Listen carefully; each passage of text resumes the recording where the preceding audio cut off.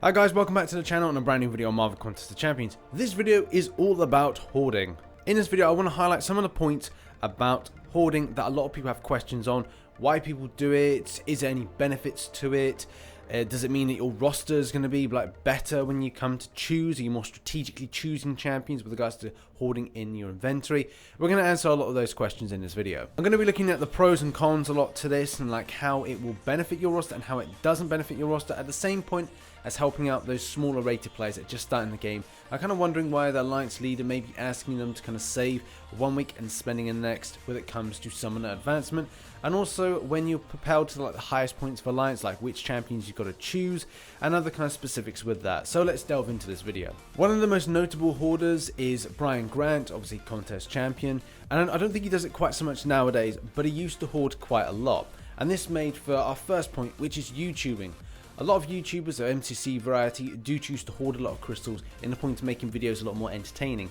Yeah, because it's like if I did 2 4-star crystals, I don't think people would find that completely interesting. At the same time, I think a lot of other YouTubers that do cover Marvel Contest of Champions will then feel the same, that a large amount of crystals is more entertaining for the viewer as opposed to a small amount of crystals. One of the other key reasons that, I myself do a larger crystal opening when it comes to being an MCC YouTuber is based on the fact of disappointment.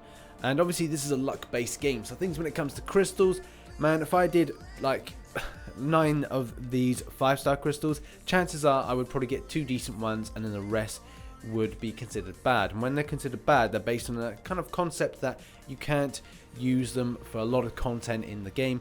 Some champions obviously are great for every bit of content in the game, from the most difficult stuff to the most easiest stuff. They are pretty much amazing, and that's really the whole scheme around it. At the moment, and as you know, we've got this featured 5-star hero crystal, this kind of 3 monthly thing, which is pretty much trash, so I don't see a lot of people actually going for it, and it's actually I think I'm going to dub it the turd crystal, because everyone's going to avoid it, and then, it's just going to wash away. It's just not something for everybody. I'm going to break down the whole concept of hoarding into 4 easy sections. So we've got crystal shards and crystals in general. We've also got gold and battle chips, and also we've got rank up materials, and finally items. You could say units should be on there, but at the moment, the usage for units are predominantly for energy refills, with a lot of content in the game that needs usage for that and just grinding through. Yes, you could say that people would then save that up for health potions and revives. If you want to grind a lot of that out for free, then it's usually in the uncollected free crystal. Also, we've then got the aspect of doing Realm of Legends, repeat with regards to Winter Soldier. I grind and farm a lot of health potions, by the way, as obviously I want to reduce down my unit spend, because my unit spend predominantly is on energy refills. And before we delve into the talking points, I want to just say this point, that a lot of lower rated alliances will choose to hoard 1 week and spend the next in order to improve their summoner advancement score. It's not so much common nowadays. It used to be a thing back in the day, it used to be a big thing, but some do still do this within the game. So the first talking point is indeed crystals and crystal shards. The big point about this, and the pro to this, is that saving up for a decent pool to be in the game. I think we all had high hopes with regards to the featured 5-star hero crystal, and obviously that wasn't the case.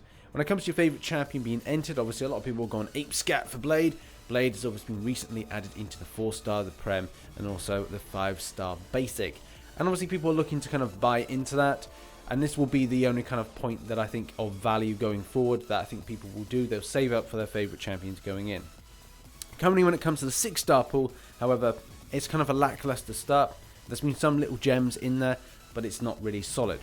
I think a lot of people are waiting for the second round of pool to come in, so new champions are going into this 6-star pool. Whenever that will be, it'll probably be the case of you watching this video that this actually has happened. And that's what a lot of people really focus on, saving up those 5-star, 6-star and 4-star shards for those specific champions that they like going in, or a better and improved one going in. It gives them more of a chance of something that could be better. But obviously it is a luck game, but that's really the thought process with regards to saving those shards. I think the community would be a lot more pleased with BAM if the featured 5-star hero crystal actually featured just 5-star featured champions.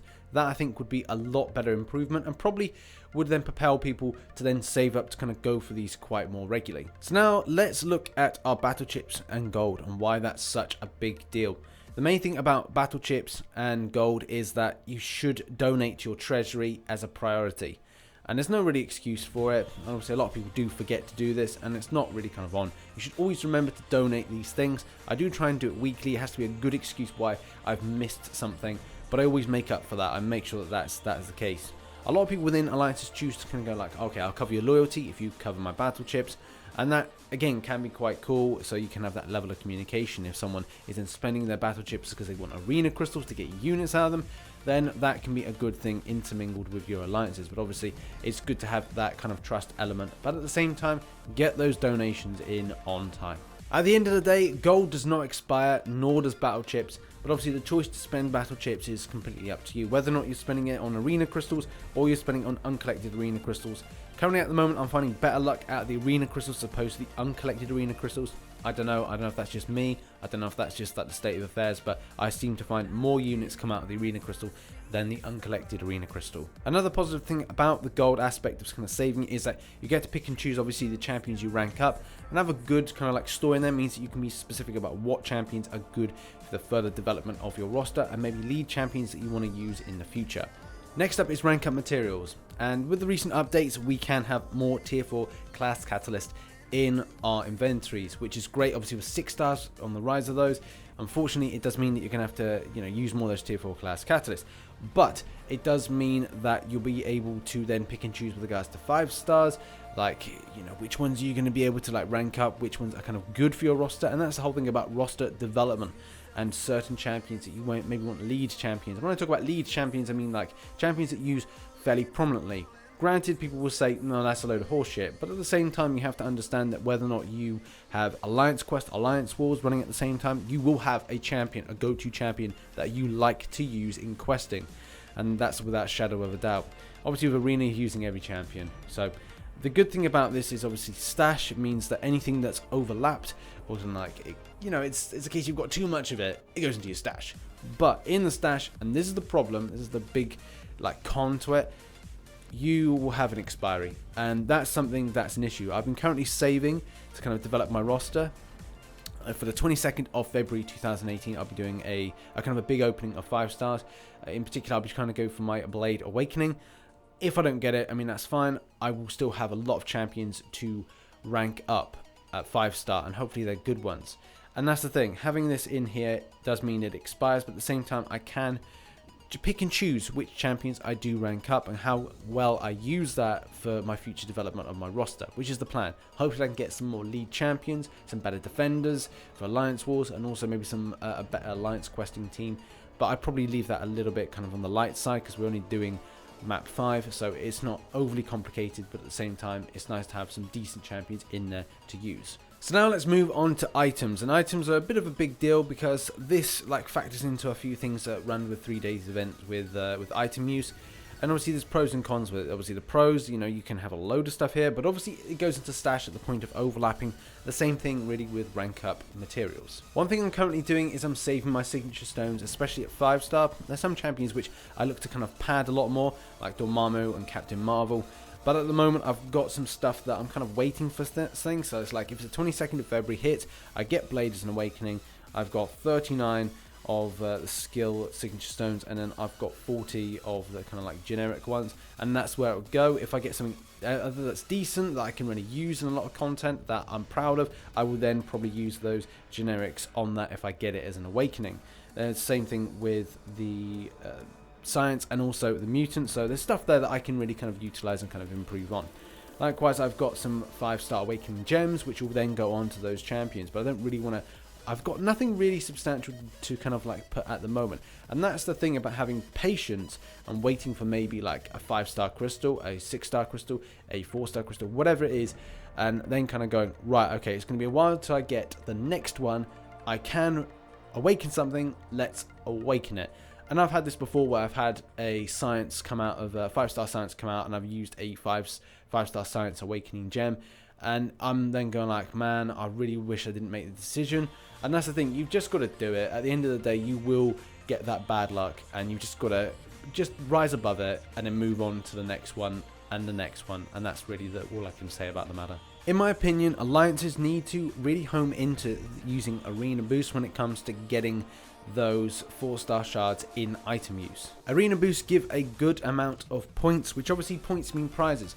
250 4-star shards may not be something to the top alliances, but it will make a difference to those at a lower alliance. So alliance leaders, make sure you're telling your alliance peeps to get spending those arena boosts, because points mean prizes.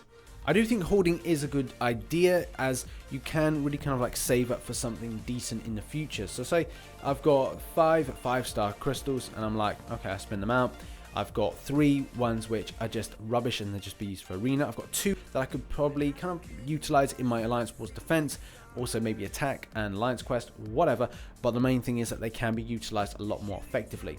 So that's the thing, you either kind of save because you want to then further your roster at a later date based on maybe trash pools that you're getting, or it's a case that you're just kind of like ranking up anything and everything that you're getting and leaving your stash quite bare. And that's obviously the choice that you have, whether or not you want to save because it's going to like help out your alliance, you're going to save because you want to develop your roster, or you don't want to save at all because you just want to kind of get your roster to kind of like develop left, right and center, like snappy as quick as anything. So that has been a video all about covering the kind of concept of hoarding, the pros and cons with regards to it and how it can benefit your roster, but at the same time to a degree it can limit you with regards to how much of quick progression you're theoretically making. And finally, if you have any questions about hoarding, then put it on social media, like go and hit me up on Twitter, Facebook, Instagram, and I'll try to get back to you. I've been RichTheMan. If you enjoyed the video, hit that like button, subscribe for more Marvel Contest of Champions based content, and as always, I shall catch you on the flip side. Bye bye for now.